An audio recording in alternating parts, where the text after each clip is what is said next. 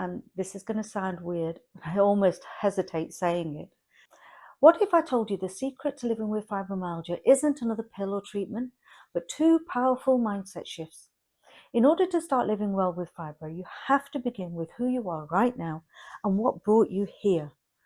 After 25 years of living with fibro, these two mindset shifts completely changed everything for me.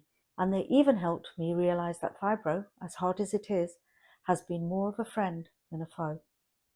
Stick with me, because at the end of this video, I'll tie these two mindset shifts together and show you how they can become the foundation for building a fibro life that truly supports you.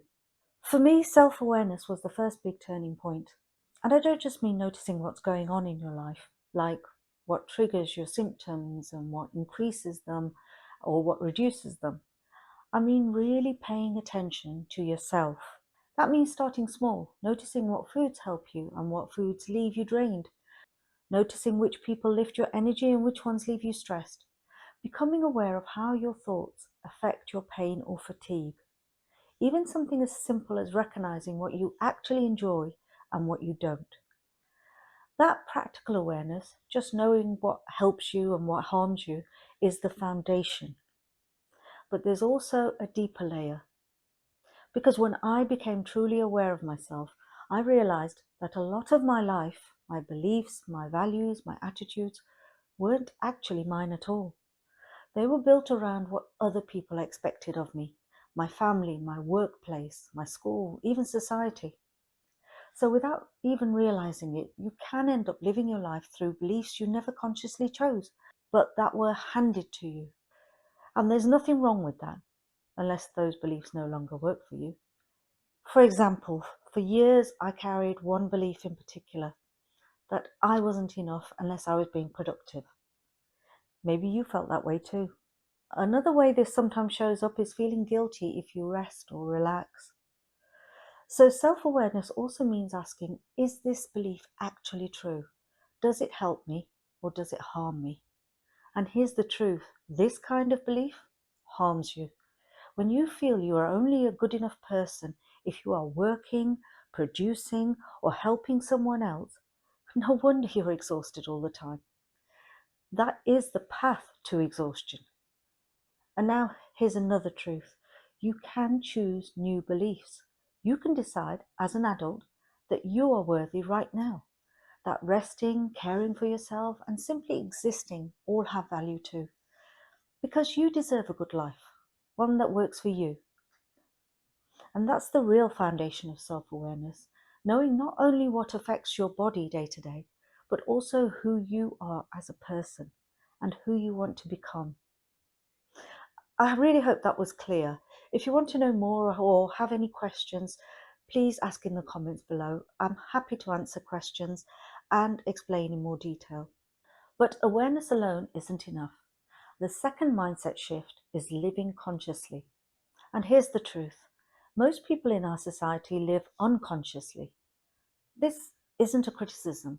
It's just how the world is set up. We move from nursery to school, to qualifications, to jobs, to relationships, to buying houses and raising families. It's like we're being pushed along a conveyor belt. And some of us rarely stop to ask, is this actually what I want?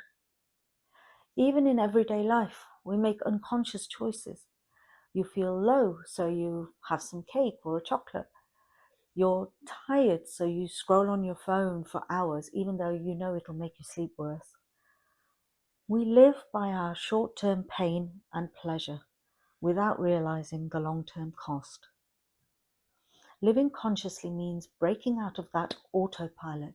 It means being aware of your choices and asking 3 simple questions. Is this good for me? Will it work for me? Or will it trigger me? Living consciously means asking those kinds of questions, but also giving yourself permission. Permission to make a choice in everything that comes up. And permission to make a change. In simple terms, living consciously means being aware of what's happening and then deliberately choosing what you want to do about it. That might mean more planning, it might mean explaining your needs more often, It might even mean changing how you have conversations, learning to say no, or saying yes in a way that actually works for you. And when you start doing this, please don't blame yourself when you notice the choices you had been making unconsciously. At first, you might feel guilty, but please don't. Take it as learning, not as a failure. Every time you notice something new, that's progress. It means you can do something differently next time. Be excited about that. For example, I once had 3 months off work when I was in my early 20s, before fibro, and I got very depressed. Once I came out of it and I realized that the depression had happened, I made a choice to never stop working again. And how did that work out? Years later, when I realized that I made a choice to not look into my depression and why it occurred, but I actually doubled down on avoiding it, I was so upset and angry with myself. But this is what I mean. Instead of getting angry with myself, I should have said, okay, that was not great, but thank God I know that now. And I'm not making that mistake again.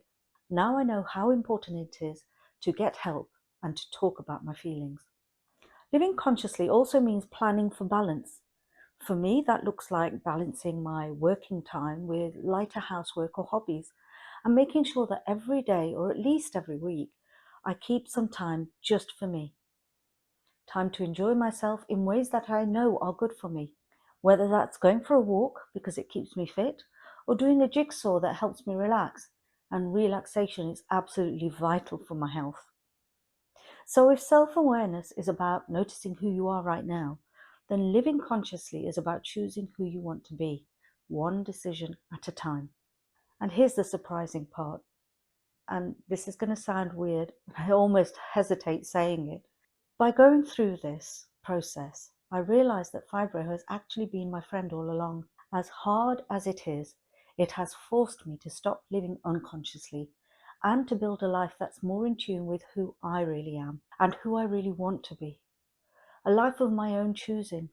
Without fibro, I don't think I ever would have got here. With fibro, I live a healthier, more authentic life that works for me every day.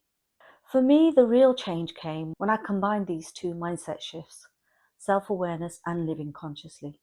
That's when life with fibro started to feel manageable again. And it doesn't happen overnight. You don't have to change everything at once. Start small.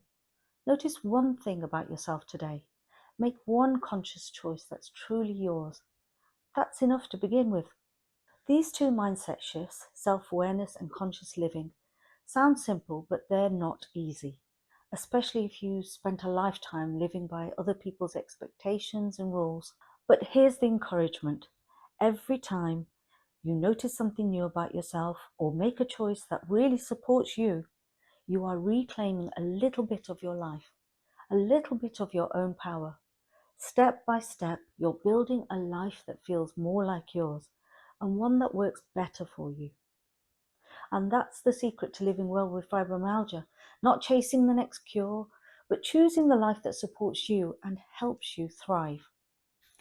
Now, if this all sounded philosophical and not practical, in the next video, I'll show you how to put this into practice with simple wellness tools you can start using right away. This will be a step-by-step guide to show you exactly how to develop your self-awareness and start living consciously.